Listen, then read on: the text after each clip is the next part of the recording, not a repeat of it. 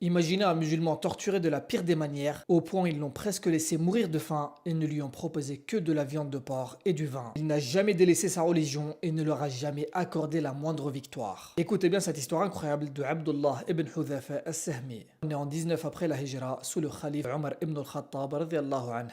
Des musulmans sont capturés par les Romains et parmi eux un compagnon du prophète alayhi salatu wassalam, Abdullah ibn Hudhafa. Et lorsque le chef des Romains a appris qu'ils avaient capturé des musulmans, il a ordonné à ses soldats: ne les tuez pas, on va les faire apostasier. Ils ont commencé par Abdullah, ils l'ont attaché et commencé à décocher des flèches tout autour de lui. Et les pointes des flèches frôlaient sa peau au point de lui faire penser que chaque tir était le dernier. Et lui est resté inébranlable et leur a dit: faites ce que vous voulez, je ne quitterai jamais ma religion. Alors le chef des Romains a compris que cet homme n'avait pas spécialement peur de la mort. Il a décidé de changer de méthode. Il l'a fait venir et lui a proposé devant tout le monde la moitié de sa richesse. Il lui a dit: délaisse ta religion et je te donne la moitié de mes possessions. La réponse de Abdullah ne s'est pas fait attendre. Il lui a dit: Wallah, même si tu me proposais toute ta richesse, je ne délaisserai jamais la religion de Mohammed sallallahu alayhi wa sallam. Le chef des Romains entre dans une colère noire. Il se dit: qui est cet homme? Comment ose-t-il refuser tout cela? Il décide alors de revenir à la torture de la pire des manières. Il fait apporter un chaudron géant avec de l'eau en train de bouillir à l'intérieur. Il fait venir un prisonnier parmi les musulmans et le jette à l'intérieur.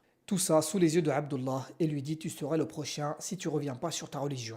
Et là, Abdullah ibn Hudhafa se met à pleurer. Alors le roi se dit: c'est bon, j'ai gagné. Mais lui demande quand même: qu'est-ce qui te fait pleurer? Est-ce que tu as peur? La réponse de Abdullah va foudroyer le chef des Romains. Il lui répond: je ne pleure pas parce que j'ai peur. Je pleure car je n'ai qu'une seule vie à donner fi sabilillah.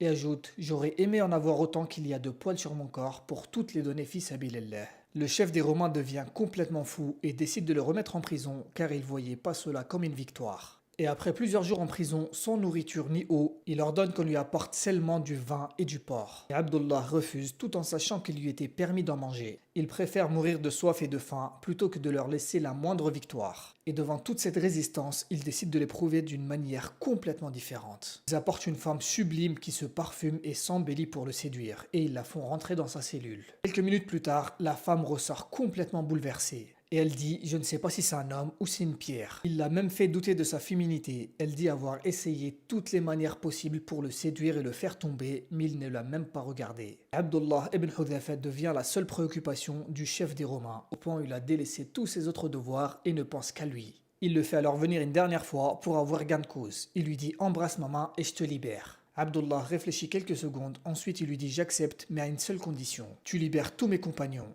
Et le roi accepte. Alors Abdullah embrasse sa main. Et tous les musulmans ont été libérés, y compris Abdullah ibn Hudhafa. Lorsque les musulmans finissent par rentrer à Médine, Omar ibn al-Khattab apprend toute l'histoire. Et lui-même